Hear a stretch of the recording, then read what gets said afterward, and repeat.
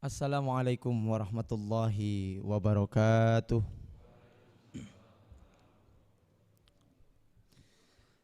Alhamdulillahirabbil alamin.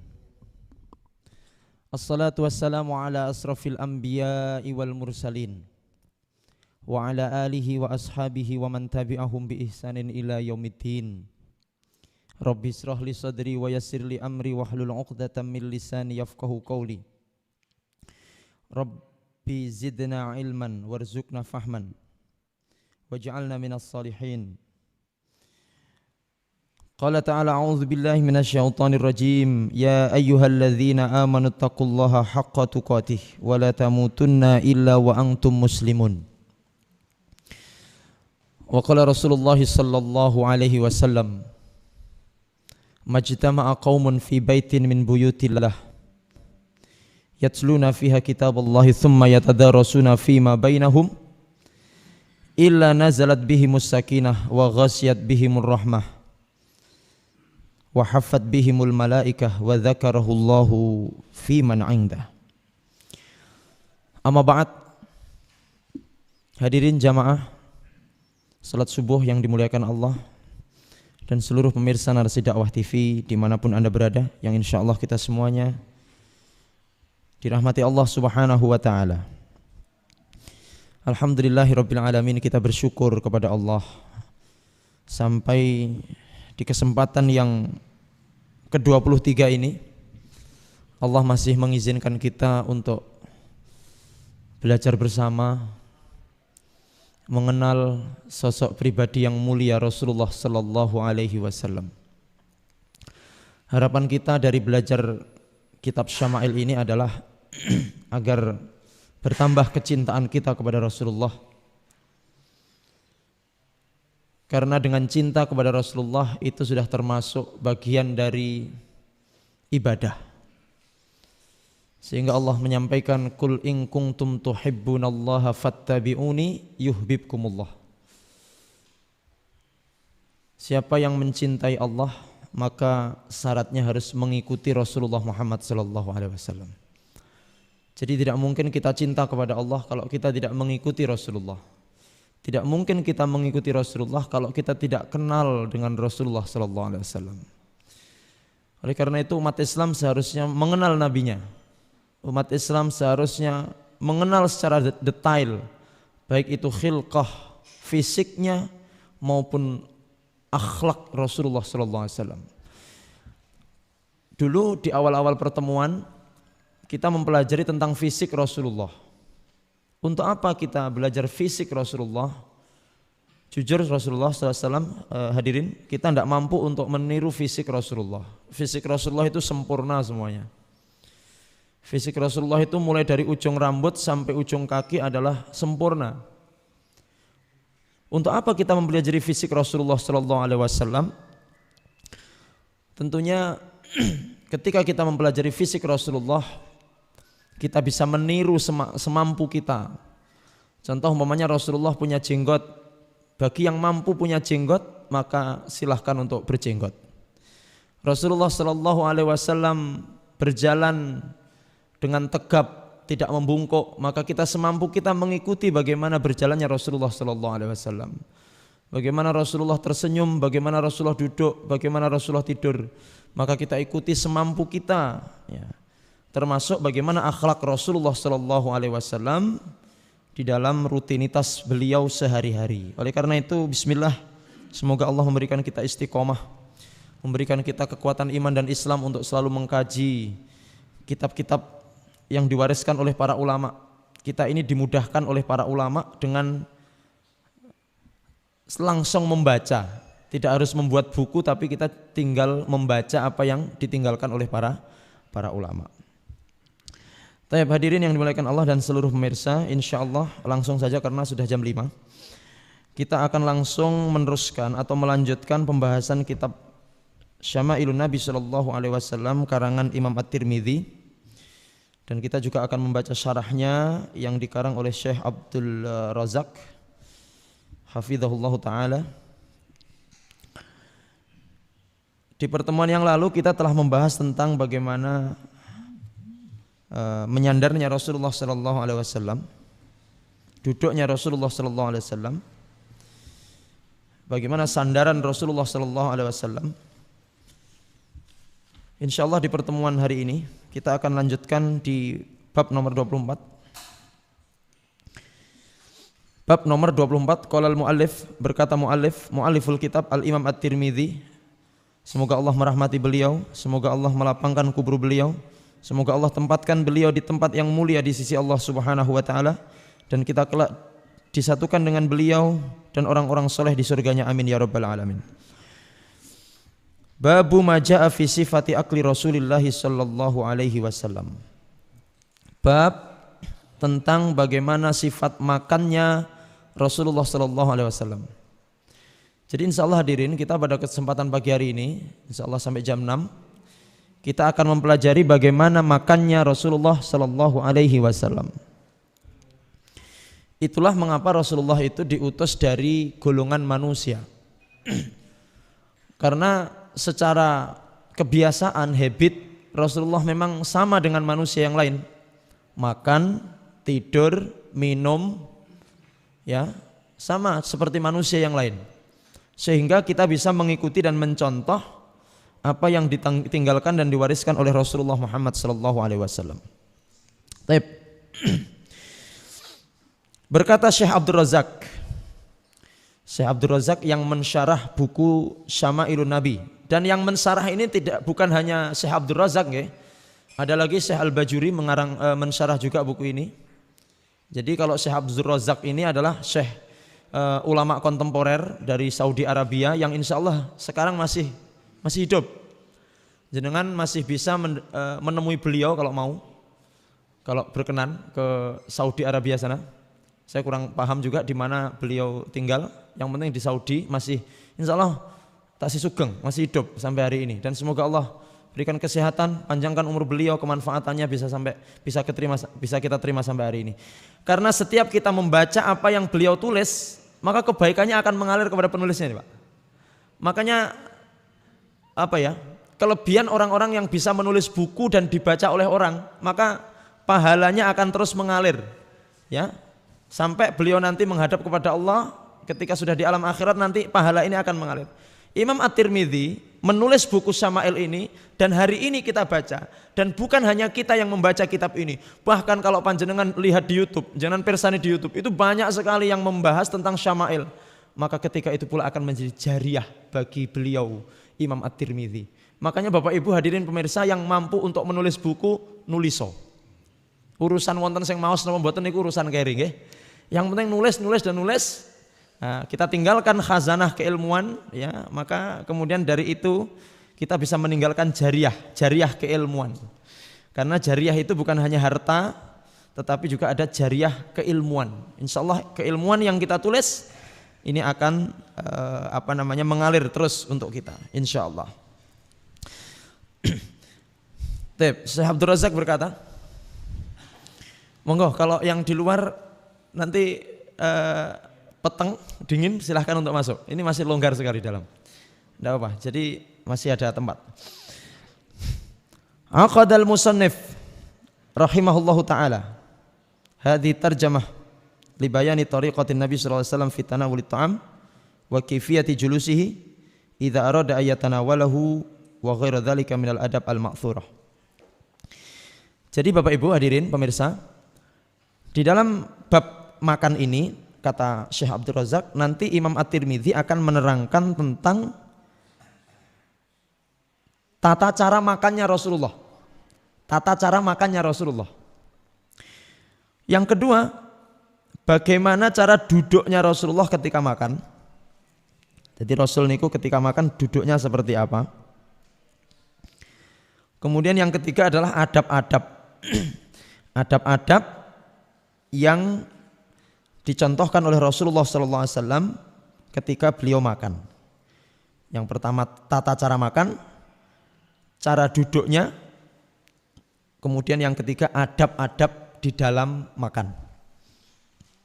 Perkara sepele tapi ini penting. Kenapa penting? Karena kita ingin bahwa setiap kegiatan kita, setiap aktivitas kita ini memang mirip seperti Rasulullah SAW. Ini menandakan bahwa kita ini cinta kepada Rasulullah.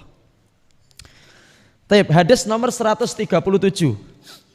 Tidak terasa sudah sampai hadis nomor 137 hadirin. Alhamdulillah. Sama'il ini, nggih. Kitab Sama'il ini nanti terakhir itu sampai hadis piro, Pak?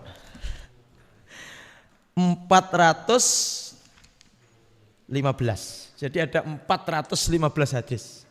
Nah, kita masih on the way.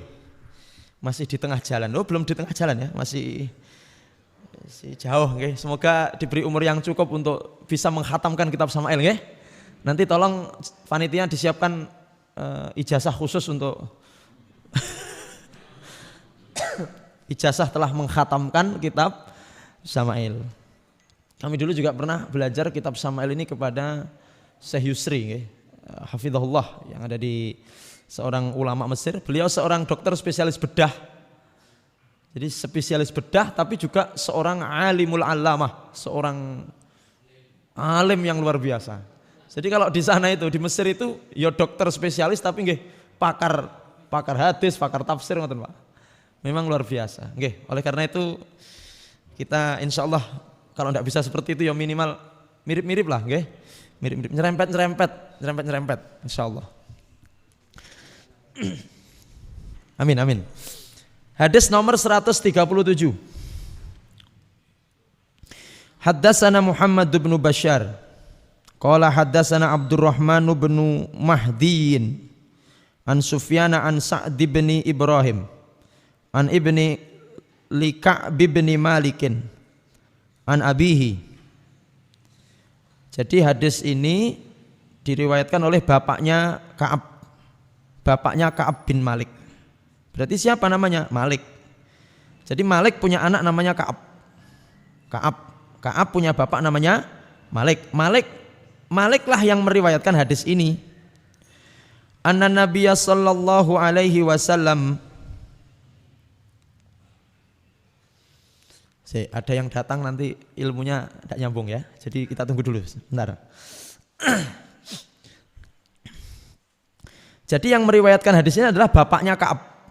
Siapa bapaknya Ka'ab? Malik. Itu sudah dikatakan itu anak ibni Lika'b bin Malik. Berarti bapaknya Ka'ab namanya Malik.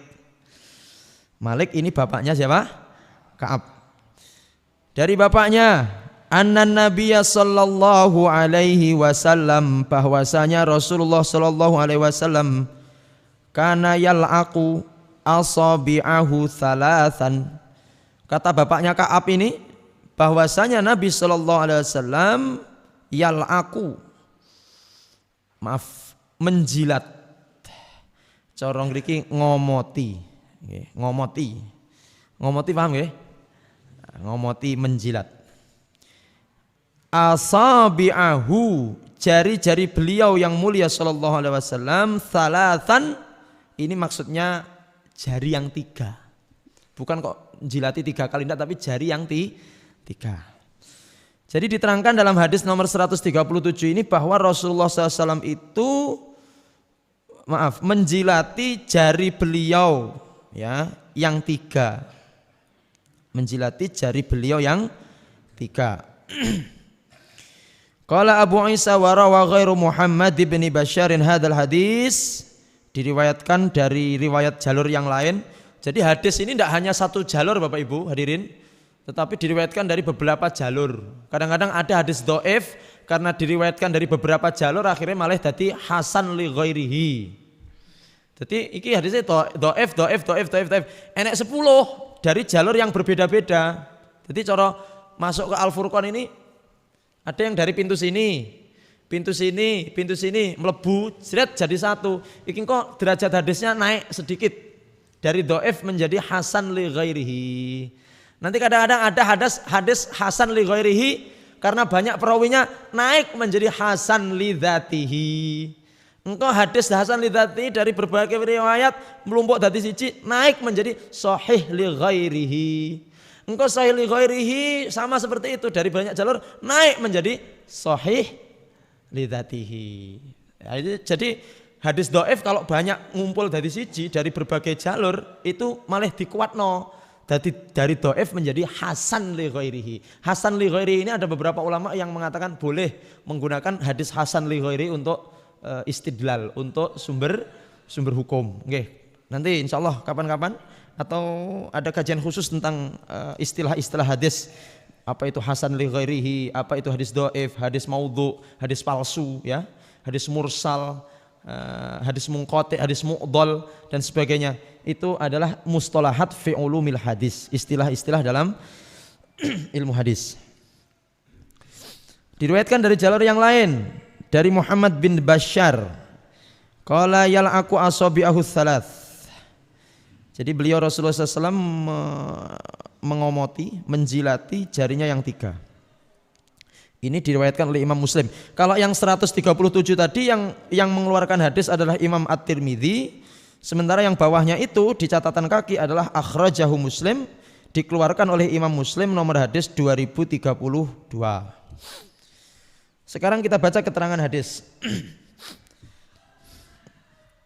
Hadzal hadis, langsung ke bawahnya itu. Jadi yang qaulu Ka'ab itu tidak usah kita baca, langsung ke hadzal hadis mutadamminun adabaini min adabi aklihi. Jadi hadis yang baru kita baca Rasulullah menjilati tangan jari beliau yang mulia sallallahu alaihi wasallam yang 3 itu mencakup adab makan beliau atau menerangkan adab makan Rasulullah sallallahu alaihi wasallam.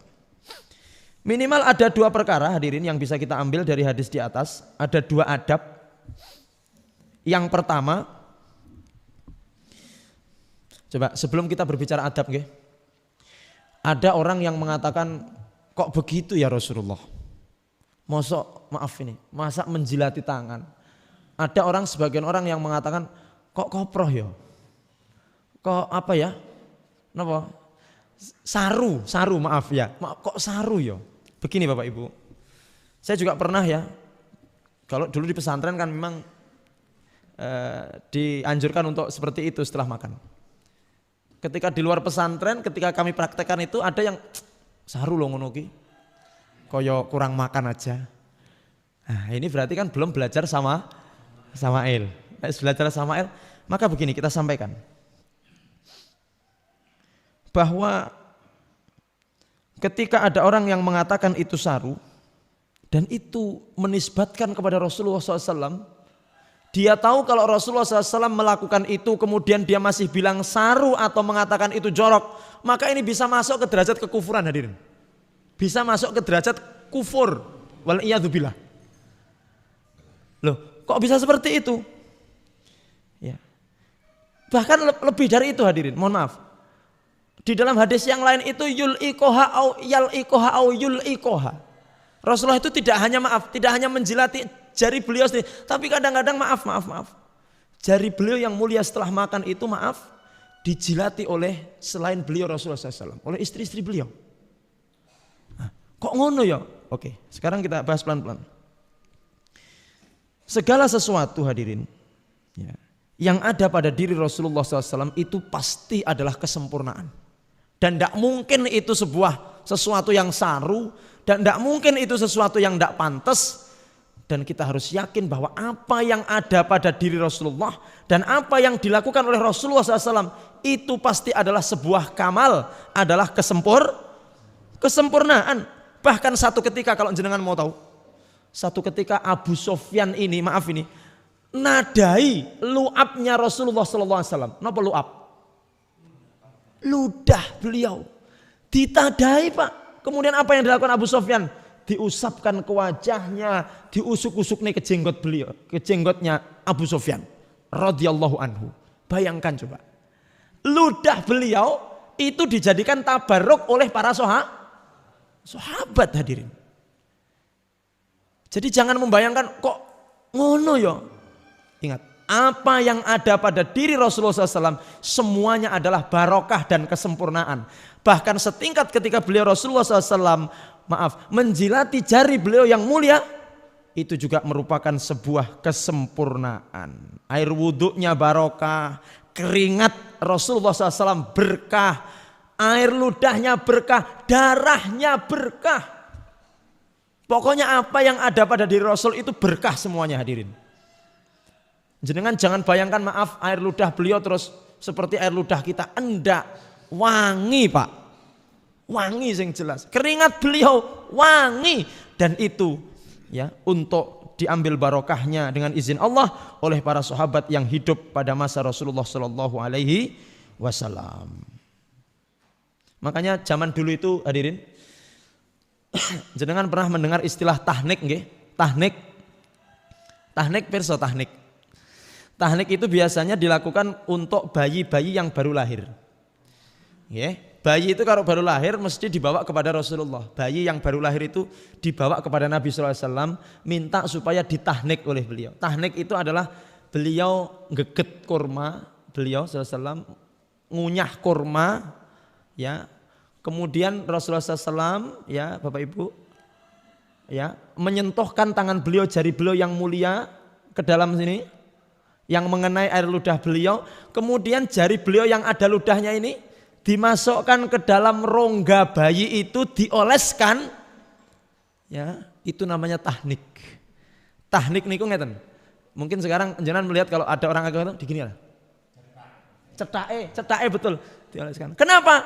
Tujuannya adalah supaya di awal-awal kehidupan si bayi itu dia sudah merasakan atau mendapat keberkahan dari Rasulullah Sallallahu Alaihi Wasallam. Namanya apa? Tahnik. Nenggone cetae bayi. Nah, itu namanya tahnik. Kemudian hadirin, jadi yang pertama kita harus yakin bahwa apa yang ada pada Rasulullah dan apa yang dilakukan oleh Rasulullah SAW itu adalah kesempurnaan. Tidak ada cacat, tidak ada sesuatu yang menjijikkan pada diri Rasulullah, dan semuanya adalah kesempurnaan dan keindahan dari Allah Subhanahu wa Ta'ala. Baik. Yang pertama, adab yang pertama disampaikan oleh Syekh Abdul Razak dari hadis tadi, kita bisa mengambil minimal dua adab. Yang pertama adalah al-awwal al-aqlu bi asabi'a thalathin. Rasulullah SAW itu kalau makan pakai 3 jari. Rasulullah kalau makan pakai jari beliau yang 3. Dan dikatakan oleh Syekh Abdul Razak walam tu'ayyan hadhil asabi'a as-salath lakinnaha ma'lumah. Sementara para ulama berselisih pendapat, tidak ada kejelasan tentang sakjane jari 3 itu jari mana saja. Apakah jempol kelingking tengah, apakah jempol telunjuk tengah, atau telunjuk tengah manis. Itu sebenarnya tidak ada keterangan yang jelas. Tetapi ya, para ulama ya maklum itu artinya ya sudah sama-sama tahu bahwa jari yang digunakan oleh Rasulullah SAW untuk makan itu adalah al-ibham. Al-ibham niku ibu jari, jempol lek cara kula panjenengan. Yang kedua as-sababah, telunjuk. Kemudian yang ketiga al-wusta. Wusta niku jari tengah. Jadi Rasulullah itu kalau dahar, kalau makan menggunakan 3 jari, kata para ulama, al-ibham, as-sababah, al-wusta. Jari manusia itu ada 5 hadirin. Jenengan sampun pirsa niki nama-nama jari kita ini dalam bahasa Arab sampun sudah tahu apa belum? Kalau di pesantren itu baru masuk kelas 1, awal-awal itu langsung diajari, saya punya jari tangan dan kiri. Saya punya tangan dan kanan dan kiri. Di setiap tangan ada 5 jari. Al jempolu. Jempol. Jadi liyadani yumna wa yusra. Liyadani, saya punya tangan yumna kanan wa yusra kiri. Fi kulliyatin, di setiap tangan ada 5 jari. Khamsu asabi'ah. Asobi niku artinya jari, nails, jari, kuku ya nails itu. Fingers ya, 5 jari. Berarti kalau 2 10 jari. Apa saja itu finger yang 5 itu? Al-ibhamu, asababatu, al-wusta, bingsaru, khingsaru. Al-ibham, jempol, as-sababah, telunjuk, al-wusta tengah, al-binsoru manis, al-khingsoru kelingking. Kelingking ini adalah jari yang digunakan Rasulullah untuk menaruh cincin beliau di sebelah kanan. Nah, teko saiki panggah rung duwe cincine hadirin. Nah, muga-muga kita ngoleh cincin. Jadi jari yang dipakai Rasulullah SAW untuk dahar, untuk makan itu adalah jempol telunjuk tengah. Fahuwa min adabit ta'amil mustahabbah, dan itu sunnah. Jenengan kalau mau makan dapat sunnah, makanlah pakai 3. Sapa sing marai? Rasulullah SAW. Dari mana? Dari hadis Rasulullah, dari buku Syama'il. Pakai 3 jari hadirin. Bagaimana? Praktek setelah ini?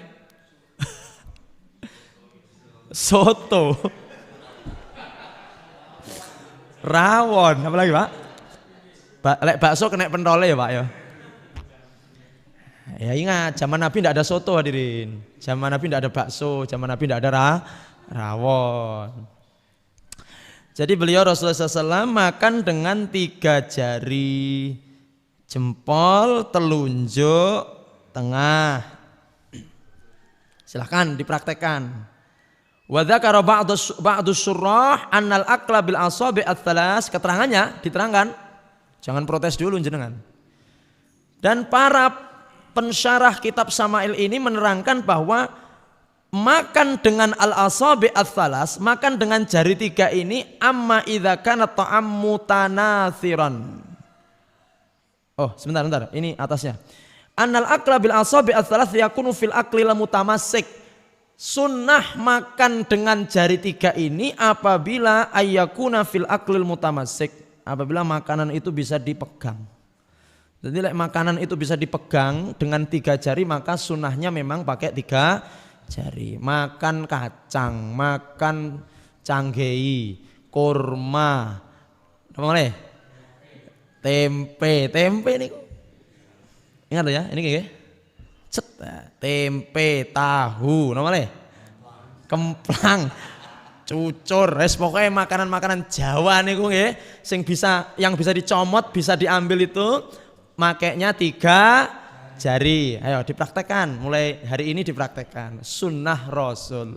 Makanan yang bisa Anda comot, yang bisa disentuh, diambil dengan 3 jari, maka makanlah dengan 3 jari. Makanlah dengan apa? 3 jari. Siap nggih? 3 jari. Nek kopi nih, oh enggak ya, ini gelas nih. Masya Allah. Taib. Jadi Syekh Abdul Razak mengatakan yang bisa diambil dengan jari maka pakailah 3 jari, yaitu makanan yang mutamasik, sing kena dicekel, yang bisa dipegang.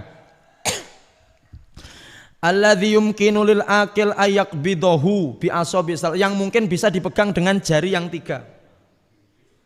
Dengan jari yang 3. Kemudian amma idza kana ta'amu mutanatsiron, tetapi adapun apabila makanan itu ambyar, makanannya apa? Sobat ambyar. Wis pokoknya mabyur lah nggih. Makanan yang mabyur mungkin karena juga bercampur air atau mungkin nasi. Fala haraj, tidak ada dosa, tidak ada kesulitan bagi kita fi an yakulahu, untuk memakannya dengan asabi al-arba, untuk makan dengan jari 4, awil khams atau jari 5. Boleh kalau memang makanannya ambyar, mabyur, boleh makan dengan jari 4 atau 5. Apa bahasa Inggrisnya? The mulo. Bahasa Inggrisnya mulo. Ya, baik. Jadi makan 3 jari itu jangan salah. Ada yang melecehkan sunah Nabi ini enggak pas belasnya apa. Mosok kan makan pakai 3 jari. Makan soto pakai 3 jari ya ora barbar kan begitu. Ingat loh ya, dikatakan bahwa makan 3 jari itu untuk makanan yang mutamasik, yang bisa dipegang dengan 3 jari. Tapi kalau untuk makanan yang mutanasir itu makanan yang mabyur, maka silahkan pakai 4 atau 5 sesuai dengan kebutuhan kita. Itu adab yang pertama hadirin nggih. Poin pertama yang bisa kita ambil dari hadis nomor 137, satu, Rasul itu makan pakai 3 jari. Ibu jari, telunjuk dan tengah. Oke, sekarang yang kedua.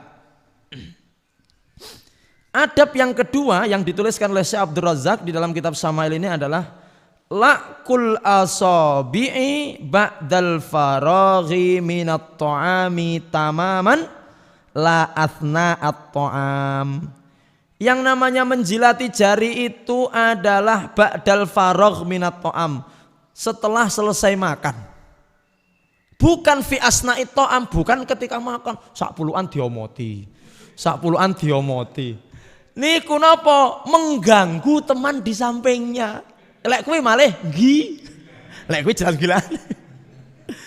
Jadi Rasulullah SAW itu, maaf, menjilat jari beliau yang mulia SAW itu ba'dal faragh minat ta'am. Sak sampunipun cekap anggenipun dahar. Setelah selesai makan baru dijilat. Bukan kok sak puluk dijilat. Nah, rata-rata kita ini kan makan jilatnya apa iman Pak Ustaz ini. Bukan begitu caranya, tapi setelah selesai makan. Kenapa kalau ketika makan tidak boleh dijilat itu? Qad yata'adza, mengganggu bihi man ya'kul ma'ahu, yang makan bersama Rasul terganggu. Kok ora tau mak-mak ya. No, dilati. Nah, Bapak Ibu kemudian jenengan kita bertanya, lah kenapa sih? Kenapa kemudian Rasulullah SAW ini menjilati jari beliau yang mulia sallallahu alaihi wasallam setiap kali setelah makan? Wal hikmatu fi dzalika taharri barakatit ta'am. Karena Rasulullah itu sangat ingin mempertahankan atau mendapatkan barokah makanan. Taharri itu artinya menjaga betul, tidak ingin terlewat dari beliau berkah maka. Jadi ternyata dalam makanan kita itu ada berkahnya, ada barokahnya hadirin. Makanya ketika beliau menjilati jari-jari beliau yang mulia, itu karena beliau tidak ingin ketinggalan atau kelewat dari barokah makanan itu. Kita baca hadis Sahih Muslim dari Anas bin Malik radhiyallahu taala anhu, anna Rasulullah sallallahu alaihi wasallam, adapun Rasulullah SAW kana idza akala ta'aman, ketika beliau makan makanan, la'iqa asabi'ahu thalath, beliau kalau sudah selesai makan selalu ya menjilati tangan jari beliau yang mulia 3 ini. Qala beliau bersabda, qala Anas berkata, wa qala Rasulullah SAW bersabda, idza saqatat luqmatu ahadikum falyumit anhal adza wal yakulha wala yad'ha lisyaitan. Kata Rasulullah SAW, kalau jenengan makan apa Pak? Napa contohnya? Yang paling penak? Napa? Aduh. Makan gethuk. Lek gethuk saged dicuil nggih. Tek makan. Kok merucut gethuke ceblok? Nggih, gethuknya gethuke merucut jatuh. Kemudian apa kata Rasulullah SAW? Fal yumit anhal adza. Ambil itu gethuk. Kalau ada bagian yang kotor maka fal yumit anhul adza, diresiki Pak. Jadi yang kotor mungkin kalau nggak ada dicuil sing reget terus dibuang. Sementara yang tidak kotor itu wal yakulha, dimakan. Lah istilah WD belum 5 menit kesuwen. Ora usah ngenteni 5. Arep ceblok sak jam. Ndak usah cebloke sak jam Pak Ustaz. Ambil. Kebetulan jenengan pas ngantuk makanan jatuh, tangi-tangi wis sak jam, ternyata makanan sudah ambil. Diambil terus kalau jatuh di keramik, ada yang kotor enggak hadirin? Ya ndelok-ndelok keramike to, Pak. Keramike gak tahu disapu, gak tahu dipel ya reget. Jatuh diresiki ngesore niku lek bagian jatuh itu lek perlu dicuil atau diresiki. Kemudian sisanya yang masih bersih dimakan. Bukan kemudian wis nyeblok terus malah disapu. Oh, ndak sunah Rasul itu. Ya ibu-ibu makanan jatuh disapu napa dipungut? Disapu Pak Ustadz. Lah bar niki insyaallah malah enek upo-upo nyeblok jewi mau kabeh. Lah lek upo piye Pak Ustadz yang resik ya sembuh piye carane. Diumbah apa biasa yang penting diresiki. Kata Rasulullah, fal yumit anhal adza, bersihkan bagian yang kotor, wal yakulha, kemudian makanlah, wala yada'ha lisyaiton, jangan meninggalkan makanan yang jatuh kemudian Anda sapu, Anda biarkan itu dimakan setan. Loh, setan kok doyan makanan manungso? Maksudnya para ulama mengatakan itu tabdzir, mubazir, atau bisa dikatakan itu adalah ternyata barokahnya di situ. Nanti terangkan. Maksudnya jangan ditelan mentah-mentah terus sego nyeblok dimakan setan, itu mboten. Jale tak enteni sego nyeblok tak enteni, setan kira-kira mangan ora? Ya ora ngarah. Maksudnya dimakan setan, jangan ditinggal untuk setan itu, bahwa perbuatan itu adalah perbuatan yang disukai oleh. Kok enek sego nyeblok, kok ada kurma jatuh, kok ada kue yang jatuh ndak jenengan pungut, setan marem lek jenengan ndak memungut itu. Makanya jangan ditinggalkan untuk setan. Ini kan keimanan, Pak. Percaya kalih mboten percaya, ngoten mawon. Karena ini hadis ya kita ya harus percaya. Kalau enggak percaya berarti kita ingkarus sunnah, begitu. Kita ingkarus sunnah. Terus wa amarona, terusannya redaksinya. Wa amarona an-naslutal qas'ah. Nah, ini penting sekali Bapak Ibu, ibu-ibu, bapak-bapak, adik-adik pemirsa yang di rumah. Wa amarona, dan Rasulullah SAW memerintahkan kita an-nasluta. An-nasluta itu ngresiki, kudu resi al-qas'ah, di piring itu resik. Jadi kalau makan pakai piring itu jangan sampai menyisakan satu upo pun di situ. Pak Sugir, kalau ada orang makan bakso, resi. Minimal ditulis di tembok yang punya warung. Antum kalau ke Ponorogo, teman-teman pemirsa, ke Ponorogo di Sawo itu kalau sudah jam 5 sore, ini promosi ya. Tapi bagus itu memang. Di Sawo sebelah kiri jalan kalau dari sini, jam 5 sore sampai malam itu ada warung. Warung sambal ijo. Wah, promosi malian ini. Luar biasa. Di situ itu kalau makan ada tulisan, Pak. Jangan sampai menyisakan nasi. Jadi ambil secukupnya. Jangan sampai sampai sisa, Pak, kon bayar double, Pak. Coba bayangkan. Jenengan duwe warung ngono ndak ya sepi rek sing tuku. Tapi memang luar biasa. Memang ya Islami betul. Sebelum makan baca bismillah. Ditulis. Jangan sampai sisa. Kalau sampai sisa maka akan didenda. Coba warung galek wonten sing ngoten niku? Belum ada. Itu loh luar biasanya. Jam 5 sore coba jenengan ke arah sana. Ya yang punya gede dhuwur medeni. Tapi memang luar biasa, Pak. Jadi kalau ada yang sisa betul, dimarahi, Pak, sama yang punya. Dimarahi betul. Jadi pernah saya bawa anggota keluarga itu enggak habis. Dimarahi betul, Pak. Ayo, dihabiskan. Kulo bayang nih lek duwe warung ngono tenan ya sepi ditinggal wong. Tapi malah rame itu, Pak. Prasmanan, Pak. Oh, bar iki langsung pengen jajal aku. Muga-muga sing duwe nonton iki terus aku digratisi ngono, Pak. Pokoknya kalau ada yang ke sana terus orang besar itu, orang-orang tokoh-tokoh itu jak foto terus ditemplek nih. Itu banyak sekali foto, Pak. Foto lurah, foto DPR, foto dalang, foto semua. Ya mungkin belum pernah nonton narasi dakwah, jadi orang enak fotonya Ustadz Anang orang enak. Coba luar biasa, Pak. Ambil secukupnya, kalau sampai sisa denda. Ayo, yang punya warung coba diterapkan begitu, Pak. Paling tidak kita sudah dakwah. Pun dakwah, mboten namung dodolan golek duit tapi juga aku kira iso ceramah tapi dakwahku iso ngene. Siapa yang makan bakso harus dihabiskan. Makanya ketika mau ngambilkan bakso itu ditari dhisik. Sampean kathah napa gedhe? Duduhe kathah napa gedhe? Pentole 10 napa gangsal? Nah, kok kedhik mawon, Pak, pentole setunggal mawon. Jadi tidak akan nyisa, tidak akan ngokoh. Ya. Dalam acara walimah niku nggih ngoten nggih Bapak Ibu. Acara walimah itu sebenarnya memang bagus itu prasmanan itu. Dalam arti dia bisa ngepas nih. Kalau di Ponorogo itu bagus. Di Ponorogo itu langsung dadi yang ada itu sing disuguhne mek jangane sayure tok. Sementara nasinya ditaruh di tremos-tremos ngoten ngambil sendiri. Ora kaya wong desa kene. Dijimukne sak. Apa nek acara akikah, acara jan sak gunung-gunung. Akhirnya ora entek. Hati-hati loh ya yang sudah ngaji Samail. Jangan meninggalkan sisa nasi, sisa makanan di piring Anda. Rasulullah SAW amarona an-naslutal qas'ah. Rasulullah memerintahkan kita untuk membersihkan apa yang ada dalam piring kita. Ojo sampai enek lek cara wong Jawa kokoh. Sisa makanan. Biasanya Bapak Ibu sering mendapatkan sisa makanan di mana? Ya pas prasmanan. Kok dibungkusnya apa prasmanan kok? Oh, dibungkus. Hati-hati loh ya. Karena saya sering melihat ibu-ibu ketika korah-korah itu kok masih banyak nasi yang tersisa. Berarti memang belum nyampe kebab makan Rasulullah Pak Ustadz. Nah, insya Allah sekarang sudah nyampe kebab makan Rasulullah. Setelah ini kalau makan harus bersih, tidak ada sisa. Di piring tidak ada sisanya. Baik. Sampun paham nggih Bapak Ibu nggih? Makan secukupnya, ngambil secukupnya, jangan sampai sisa nanti. Kalau saja wis ndak tek luwe banget nggih, makan secukupnya, yang penting nanti usahakan piring itu bersih. Ngeten iki lek kita ndak belajar bagaimana cara Rasulullah makan ya kita ndak tahu ya. Perkara remeh sakjane, makan sisa niku perkara remeh, cuman ternyata ini dampaknya luar biasa.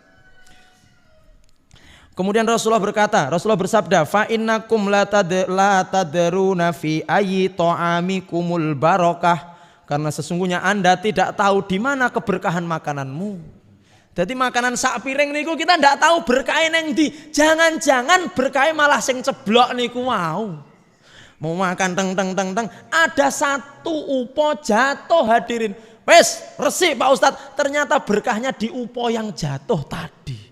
Akhirnya makannya tidak dapat barokah. Makan deng ternyata sisa di piring itu keberkahannya di situ. Akhirnya makan sak piring blas gak entuk barokah karena barokahnya ada di sisa piring tadi. Bukan piringnya tapi nasinya ya. Engko piringnya dimakan. Piring nasi yang di piring itu hadirin. Karena kita tidak tahu di mana keberkahan dalam makanan kita. Oke. Yakni kemudian diterangkan oleh Syekh Abdul Razak, annal barokata au juz'an minha qad takunu fi hadzal ladzi alaqa fil yad. Bisa jadi keberkahan itu ada yang nemplek di tangan bagi yang muluk. Bisa jadi yang nemplek di tangan niku. Umpama ternyata berkah yang ada di jari terus bareng ngono dicuci. Berkahnya lari kemana? Ya Allah, preman-preman. Ya Allah, hati-hati nggih, hati-hati nggih. Makan bakso ternyata berkahnya ada di sehelai mie yang disisakan. Sing susah niku lek sing ra seneng pedes, makan sambelnya disisihne. Ternyata berkah nang nggone sambel niku piye jale? Bilang, kula mboten damel sambel, kula wedi lek berkah nang nggone sambel. Saya juga gitu, Pak. Kalau bakso ngoten nggih, saya kita selalu bilang kepada tukangnya, Pak, mboten usah diparingi gobis. Karena saya tidak suka gobis. Kula wedi mangke berkah nang nggone gobis iki terus mangke kula mboten saya makan terus ternyata saya buang. Kan eman-eman tuh. Oleh karena itu boleh minta nggih. Ketika jenengan makan di warung, minta sama penjaganya, saya tidak suka ini, tolong jangan dikasih. Supaya tidak ada yang tersisa dari makanan kita, hadirin. Nah, baik, itu. Tambah abot rek urip iki. Nggih maksud itu. Tapi ini adalah keberkahan dan kesenangan. Baik, kita lanjut. Dalam? Bagaimana kalau ikan laut Pak Ustadz? Siapa tahu ada di durinya barokahnya dulu. Ngelok niku mboten usah ditanyakan. Ya jelas gua. Makan durian jangan-jangan di kulitnya Pak Ustadz. Nggih mboten. Nggih ngoten niku sing rada cerdas ngoten lho nggih. Ya yang bisa dimakan itu jangan ditinggal. Yang bisa dimakan jangan ditinggal. Ngoten nggih hadirin. Jadi itu. Ayo napa malih? Dondong, ayo, pelem ayo. Baik. Oke, kita lanjut nggih. Tayyib. Kenapa? Karena anal barokata fi juz'in minha. Bisa jadi di tempat-tempat yang di tangan kita atau yang jatuh itu. Nah, hadirin, sebenarnya yang dimaksud dengan keberkahan makanan itu apa? Pertanyaannya kan ngoten. Oh, betul Pak Ustadz ikat mang berkah makanan berkah. Oh, apa sih maksudnya? Paling tidak keberkahan makanan itu ada 3. Keberkahan makanan itu ada 3. Ketika kita makan mendapatkan berkah berarti kita mendapatkan 3 hal. Bisa jadi salah satu dari 3 atau 3-tiganya. Wa dzakara li'anna Nabi sallallahu alaihi wasallam dzakaraha mutlaqah. Karena memang Rasulullah cuma menyebutkan berkah. Siapa tahu berkahnya di situ. Rasulullah hanya menyebutkan seperti itu.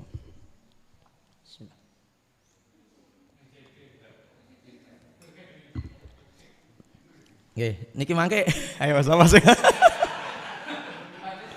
Pak Arif mana Pak Arif? Lah iki Sak blendek-blendeke piye, Pak? Makanya teman-teman di pondok-pondok salaf itu niku sisane kiai niku ngirayan tenan, Pak. Siapa? Iku bukan berkah kiai ndak, tapi berkah dari bukan kok kiai ini bertuah barokah ndak. Wis padha ae karo wong-wong. Cuman di situ, cuman bedanya sing minum kan kiai ngoten lho, Pak. Jadi kemudian gerayan, kemudian saya ruwayan sampai gelut barang kok. Gara-gara memperebutkan sisa. Ayo, sapa dengan dedek iki ya. Masalahnya rong gelas ra mungkin entek lho. Nggih. Baik. Nah, keberkahan makanan itu ada 3 hadirin. Yang pertama adalah bisa jadi keberkahan makanan itu adalah taghdiyatul badan. Taghdiyatul badan itu adalah berkah makanan itu ada dalam gizinya. Gizi, Pak. Taghdiyatul badan itu gizi. Jadi ada orang itu yang makan banyak, sedino mangan ping 5. Tapi awake panggah kuru wae. Wonten mboten? Berarti bisa jadi nyon saya Mas Dedi. Lha piye sing ketok iki kok? Bisa jadi kuwi sing makanan nyeblok sing ning jari-jarimu iku, itu barokah gak kemakan. Akhirnya panggah kuru wae. Tapi ada orang yang makan sehari cuman sekali itu lemu, Pak. Berarti itu barokah, Pak. Selain pawaan juga. Karena lemu dan kuru itu pawaan. Wonten tiyang makan kathah panggah kuru mawon nggih wonten. Enek sing makan diet tapi panggah lemu niku nggih wonten. Niku pawaan. Kaya wong sugih, Pak, wong lemu karo kuru iki. Sugih karo melarat niku enek wong nyambut gawe sregep pergi pagi pulang pagi lagi. Panggah melarat ngoten nggih wonten. Enek wong sing mek tengok-tengok sugih niku nggih wonten Pak?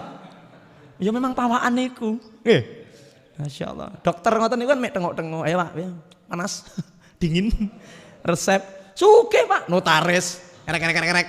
Sugih 15 juta, 20 juta. Jenengan enek tukang becak. Narik sedina niku enek wong 20, 10.000, mek oleh 100.000. Dokter orang-orang yang anu itu lungguh ngene. Kadang-kadang sehari bisa sampai 10 juta, 20 juta. Luar biasa. Lah Ustadz pripun Pak Ustadz? Ya Ustadz ki tengah-tengah lah. Baik, kita lanjut ya. Yang pertama bisa jadi keberkahan itu bisa menjadi gizi bagi badan. Awake seger, nggih. Seger lemu. Nggih, lemu ki ora gendut, lemu dalam artian seger, Pak. Enak ya ngene wong ki seger. Iki berarti mungkin ada keberkahan masuk ke dalam dirinya, Pak. Tapi yang kena wong kuru ki ra penak. Kuru ra penak disawang. Bisa jadi keberkahan. Yang kedua, keberkahan makanan itu bisa jadi adalah salamatuhu min madharrit ta'am. Bisa jadi itu adalah berupa keselamatan dari bahaya makanan. Maaf. Kan ada sekarang makanan-makanan itu yang menyebabkan penyakit nggih. Yo, yang kena kolesterol takut makan jeroan, nggih, Pak? Yang asam urat takut makan kacang, gitu. Sing diabetes takut mengkonsumsi ini iki didumingi niki ra wani ngombe. Jadi besok tolong ada khusus minuman untuk para penderita kencing manis ya, panitia. Jadi ora usah kayak gulori teh. Bisa jadi kalau kita mendapatkan keberkahan makanan itu yang akan bisa menjadi penawar dari penyakit kita. Bisa. Mas yo neng gone kopi iki dikai gulot 5 sendok, tapi kalau kita dapat barokahnya, iso-iso niku malah mboten marai diabetes, Pak. Tadi malam kami setelah ngaji dari Bendo itu sama Pak Dokter dibawa makan duren, Pak. Gak tahu berapa itu kru narasi dakwah itu mungkin sekarang tensinya munjuk semua itu. Tapi alhamdulillah bismillah. Maka setiap dari duren itu kami habiskan. Wes pokoknya tidak tersisa kecuali isine. Dan alhamdulillah ya ora mumet ki. Karena ada orang yang makan duren lagi ngambutak wis mumet, Pak. Tensi karena tidak dapat barokahnya duren niku. Artinya keberkahan Allah melalui duren itu. Bisa jadi kalau kita mengkonsumsi makanan dan makanan itu kita habiskan, bisa jadi penyakit itu malah akan hilang atau penyakit yang ada dalam makanan itu malah akan hilang, hadirin. Bisa jadi. Makanya dokter-dokter itu sebenarnya enggak melarang 100% jenengan kalau ini jangan makan, enggak. Mek longono, makanya lebih dikurangi. Makan nasi sedikit tapi ya dientekne, maksudnya begitu, hadirin. Jadi bisa jadi dalam keberkahan makanan itu adalah keselamatan atau sesuatu yang menjadi penawar dari penyakit yang ada dalam makanan itu sendiri. Itu namanya keberkahan. Yang ketiga hadirin, yang disebut dengan keberkahan makanan itu adalah, kata Syekh Abdul Razak, wa taqwiyatuhu ala taatillah. Seseorang itu mendapat keberkahan makanan itu ketika dia itu menjadi semangat, menjadi kuat untuk mengerjakan ketaatan kepada Allah. Ngaji orang ngantuk gara-gara makan. Saya tadi sebelum ngaji makan dulu Pak Ustadz. Alhamdulillah sampai pengajian itu ndak ngantuk. Kok ngaji ngantuk? Berarti mungkin saurunge ngaji makan itu enek sing rong berkah, makanannya nyeblok atau kemana itu? Nggih, nyambut gawe kok ngantuk. Ayo, berarti sarafane iki enek sing dikokohne atau ada sesuatu yang jatuh ndak kemakan. Mungkin tidak dapat barokah. Intinya apa? Bisa jadi keberkahan makanan itu bisa menjadikan badan kita menjadi kuat, menjadi sehat, menjadi bersemangat ketika kita menjalankan ketaatan kepada Allah. Buka ngoten niku nggih, nyun sewu. Jenengan buka bareng ngoten salat tarawih niku biasanya tarawih ngantuk napa mboten? Lek ngantuk berarti tarawih bukane gak berkah niku wau. Lek buka terus tarawih malih ngantuk berarti tidak ada keberkahan di dalam diri kita hadirin. Terus bagaimana Pak Ustadz ya kan? Coba lihat. Ketika buka ini kan warang makanan kan didep nggih. Kolak napa malih? Wes pokoke sak meja niki bayek mencep niku didep kabeh, hati-hati. Oke sisone banyak yang nyisa jatuh gak diambil, traweh ngantuk ya mesti ae. Karena kita tidak dapat bisa jadi keberkahan itu ada pada yang tersisa, ada yang dicuci ibu di dapur sego sing merutuk-merutuk niku, akhirnya traweh ngantuk. Coba nanti buka puasa biasa sederhana mawon nggih, menune sederhana mawon. Ayam nggih. Lah lek wong galek niku ayam beliau sederhana tadi. Nggih, pokoknya dihabiskan. Satu, gizi nutrisi tadi keberkahan. Yang kedua adalah bisa jadi makanan yang berkah itu adalah tidak menyebabkan penyakit. Yang ketiga adalah makanan yang berkah itu adalah menguatkan badan untuk menjalankan ketaatan. Nyambut damel ya semangat, ngaji nggih semangat, salat nggih mboten ngantuk. Niki adalah keberkahan makanan. Kemudian Imam An-Nawawi rahimahullahu taala di dalam Syarah Muslim mengatakan, masih di kitab ini ya. Ta'liqan ala qaulihi, beliau mentaklik itu mengomentari sabda Rasulullah SAW, fa innakum la tadruna fi ayyi ta'amikum barakah, karena Anda tidak tahu di mana, di sisi mana keberkahan makanan kalian. Maksudnya wallahu a'lam, kata Imam An-Nawawi, annat ta'amal ladzi yahdhuruhul insan fihi barakah, bahwasanya makanan yang dimakan manusia itu di dalamnya ada keberkahan. Wala yadri anna tilkal barakah fima akalahu, dan dia tidak tahu di nasi yang mana, di lauk yang mana keberkahan itu ada. Ai fi ma baqiya min asabi, atau jangan-jangan yang nemplek di jarinya. Au fi ma baqiya fi asfal qasah, atau jangan-jangan yang nemplek di piringnya. Au fi luqmah asakita, atau jangan-jangan di makanan yang jatuh.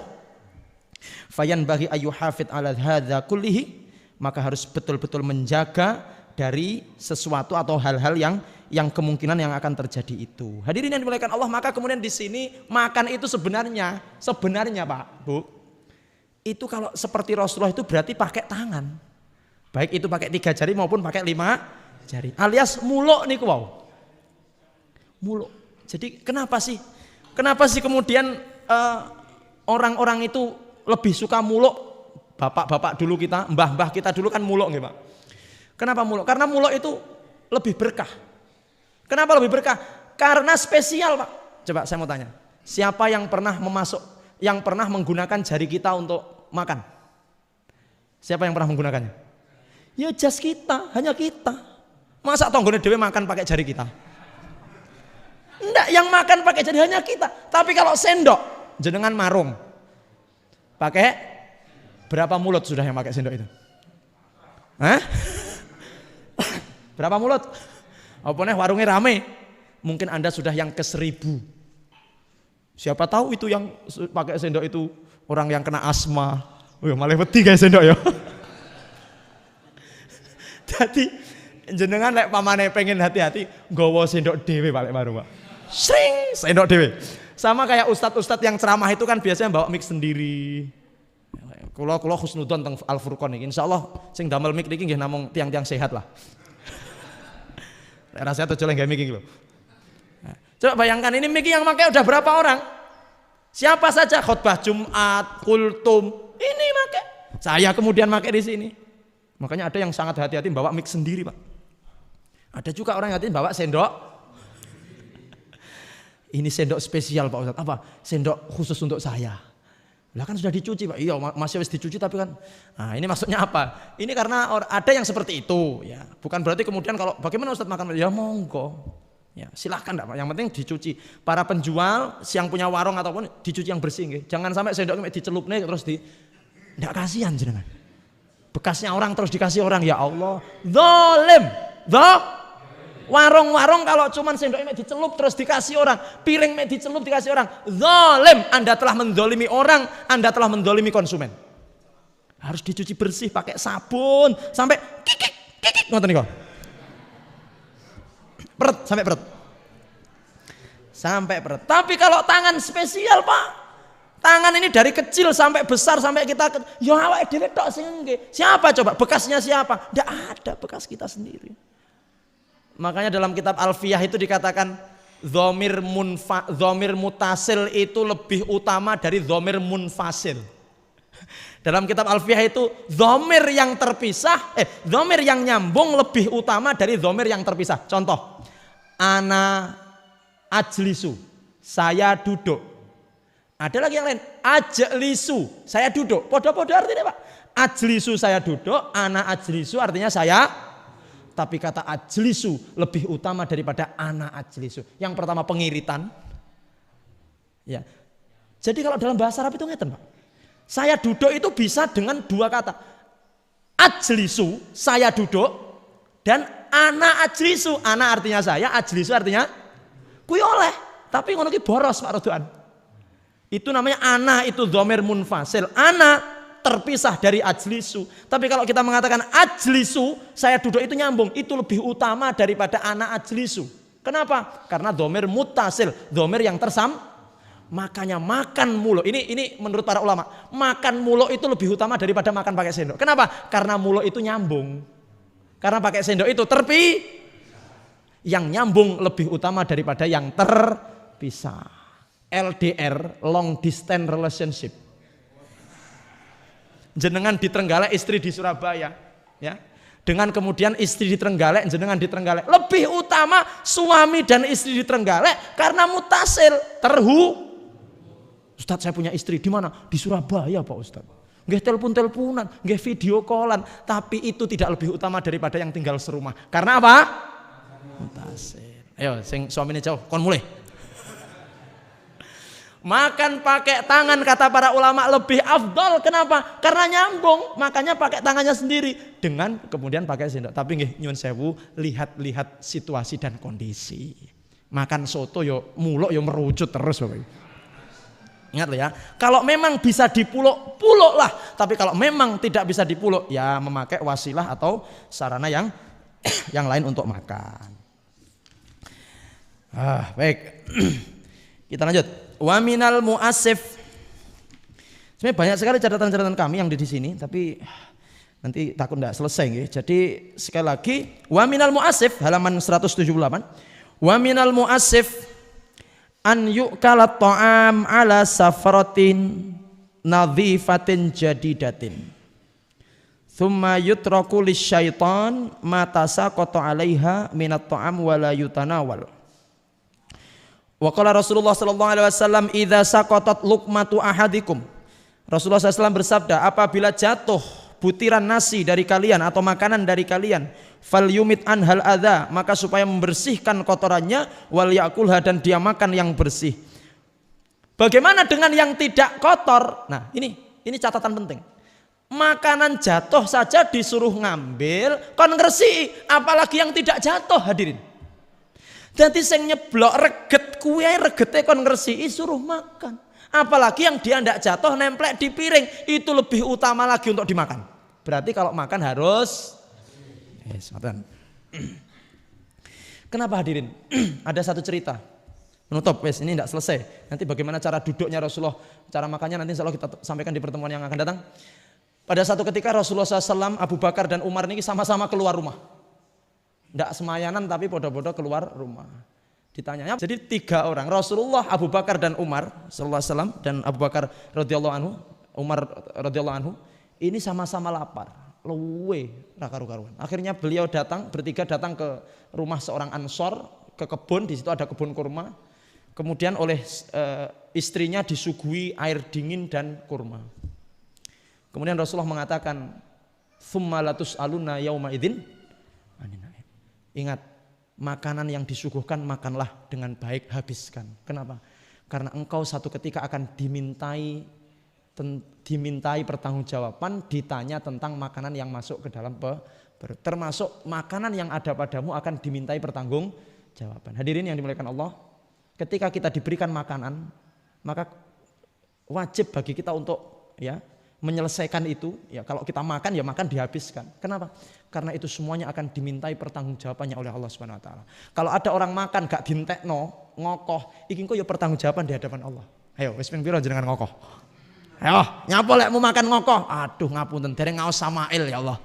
Memang alhamdulillah setelah ngaji Samail terus mboten nate ngokoh sakniki, alhamdulillah. Nggih, sudah ngerti ilmunya, sudah paham ilmunya, maka kemudian mari kita laksanakan hadirin semampu kita, sebisa kita, sehingga dengan itu dari sunnah yang paling ringan-ringan ngeten iki betul-betul kita bisa hidup di bawah naungan sunnah Rasulullah sallallahu alaihi wasallam. Amin ya rabbal alamin. Alhamdulillah sudah jam 6 pas ya. Kita selesai dan insya Allah di kesempatan yang akan datang kita akan membahas tentang bagaimana posisi Rasulullah ketika makan. Rasulullah itu kalau makan posisinya gimana? Ini akan dibahas di hadis nomor 139 dan hadis-hadis yang akan datang 141, 42 dan sebagainya. Terima kasih. Untuk pemirsa yang di rumah dan pemirsa yang ada di masjid, semoga kita bisa mengambil kemanfaatan dari apa yang kita bahas pada kesempatan pagi hari ini, dan kita harapkan kita bisa istiqomah, kita bisa terus semangat dalam mengkaji ayat-ayat Allah Subhanahu wa taala, bisa mengkaji kitab Syama'il ini, dan akhirnya kita semuanya menjadi orang-orang yang memperoleh kebahagiaan fid dunya wal akhirah. Amin ya rabbal alamin. Kita doakan untuk saudara-saudara kita yang sedang diuji Allah dengan penyakit, baik itu COVID maupun penyakit yang lain, semoga Allah segera angkat penyakitnya, Allah berikan kesembuhan, Allah segera kondisikan, Allah segera angkat wabah dari muka bumi ini sehingga menjadi baldatun thayyibatun wa rabbun ghafur, dan pada akhirnya kita bisa melaksanakan aktivitas kita dengan sebaik-baiknya dan semuanya menjadi orang-orang yang husnul khotimah. Amin ya rabbal alamin. Demikian yang dapat kami sampaikan, mohon maaf atas segala kekurangan. Selamat beraktivitas, billahi taufik wal hidayah. Wassalamualaikum warahmatullahi wabarakatuh.